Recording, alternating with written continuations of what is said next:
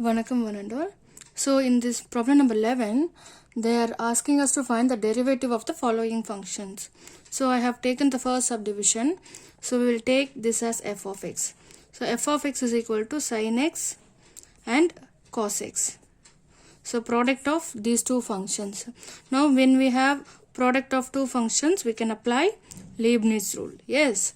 So based on Leibniz rule, we have f dash of x is equal to u dash v plus u v dash. So we will take u as sin x and v as cos x. Now by example problem we got derivative of sin x as cos x. So I am writing derivative of sin x as cos x. That example is there in NCERT. Example number is 16 and v is equal to cos x. So derivative of cos x we have found in the previous problem. So derivative of cos x by first principle is minus sin x. So this is a problem number 10. In problem number 10 they asked us to find derivative of cos x using first principle of derivative. So we have found that answer. If required, I will give the link in the description. You can refer the problem. Now we found derivatives of the given functions and we will substitute over Leibniz rule. So according to Leibniz rule, u dash is cos x and v is cos x plus u is sin x and v dash is minus sin x. So derivative of the given function is cos x square minus sin square x. So this is the derivative of the given function. Now we will calculate derivative of the function secant x. I am taking the given function, which is second subdivision.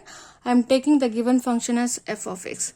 Now we are not having any results related to this secant x.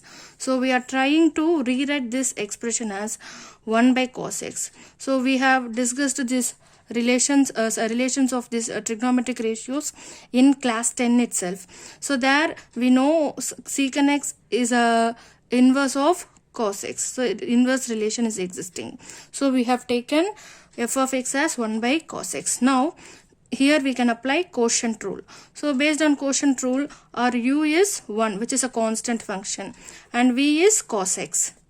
Now u dash will be 0 and v dash will be minus sin x. Okay. Now I will write the quotient rule. Quotient rule is v du minus u dv by v square. So here in place of v we have cos x and du we have 0 minus u is 1 and dv is minus sin x. This term divided by v square. V square is cos square x.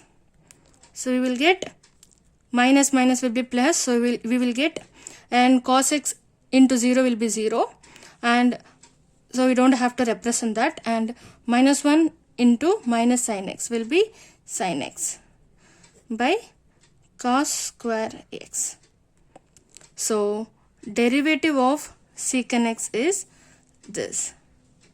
If you want, we can rewrite this as sin x by cos x into 1 by cos x. So sin x by cos x will be tan x, and 1 by cos x. How can we write 1 by cos x? 1 by cos x will be secant x. So this is the derivative of the given function secant x. We will calculate third subdivision. Now this is third subdivision. So this is sum of two continuous functions. So we have two functions. Now I am taking the given function as f of x. We will calculate derivative of the functions. So I will find derivative of this expression. So I can take f of x is equal to f1 of x plus f2 of x. So derivative of f1 of x will be 5 into derivative of secant x. So 5 is a constant, and we can write 5 as it is, and we will differentiate secant x now. So in the previous example, in the previous problem, we have calculated derivative of secant x as tan x into secant x. I'll apply this result. But in exams you have to calculate secant x again in this problem, so that you will be getting good marks. Otherwise they won't give, they may reduce your marks. So it is advisable to calculate the secant x even in this problem. Since I have explained that in previous problem, I am writing that derivative of secant x as tan x into secant x. And for the f2 of x, derivative of f2 of x is 4. It's a constant, and derivative of cos x will be, by first principle of derivative, we have found cos x derivatives in problem number 10. So we can write minus 4 sin x. So derivative of the given function is equal to 5 tan x into secant x minus 4 sin x. We will calculate fourth subdivision is cosecant x. So we have to find derivative of this function. So I am taking the given function as f of x. So we are not having results related, a result which is giving us derivative of this cosecant x. So I am going to rewrite this function as 1 by sin x, because sine and cosecant are having inverse relations. Now I am taking this u by v form. Actually I am considering f of x as quotient function. So I will take u as 1 and v as sin x. So derivative of u will be 0, derivative of v is cos x. Now in quotient rule I will apply these values. What is quotient rule? v du minus u dv by v square. So f dash of x is equal to v is sin x, du is 0, minus u is 1, dv is cos x divided by sin x square. Now this one will be minus cos x by sin square x. We can rewrite it as minus cos x divided by sin x into 1 by sin x. So cos x divided by sin x will be cot x. So minus cot x into 1 by sin x can be written as cosecant x. So this is the derivative of the given function, where the given function is f for cosecant x. F of x is equal to cosecant x. Now we will calculate fifth subdivision. Here fifth subdivision is 3 cot x plus 5 cosecant x. Now we can take the first expression as f1 of x, which is 3 into cot x. Now we will find derivative of this function. So here f1 of x, we don't have results for this cot x. So we are writing cot x as 1 by tan x.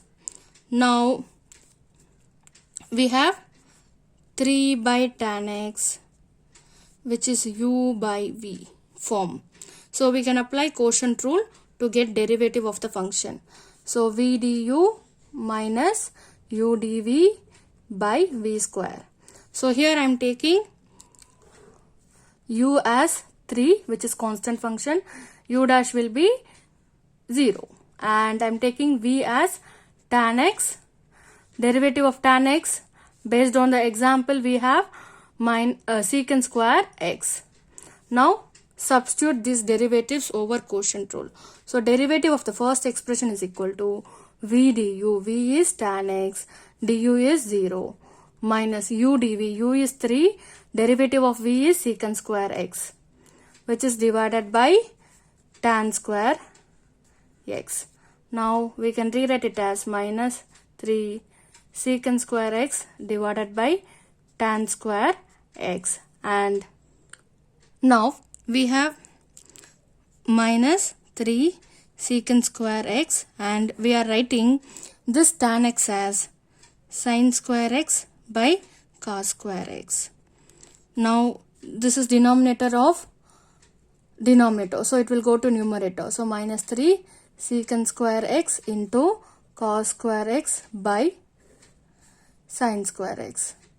Now we know sin cos x is equal to 1 by secant x. These are okay, so these two gets cancelled, so we will have 1 in numerator behalf of this expression. So minus 3 divided by sin square x we will get. Now 1 by sin square x can be written as minus 3 cosecant square x. So this is the derivative of this first expression. So we will calculate derivative of the second expression, that is 5 cosecant x. So f2 of x is equal to 5 cosecant x. So 5 is a constant. In the previous problem we have found derivative of cosecant x. Derivative of cosecant x is minus cot x into cosecant x. So we have found derivative for both the expressions. So we will substitute to get derivative of the given function. So f dash of x is equal to minus 3 cosecant square x minus 5 cot x into cosecant x. This is the derivative of the function. So we have calculated derivative of the given function. Now we'll move to sixth subdivision.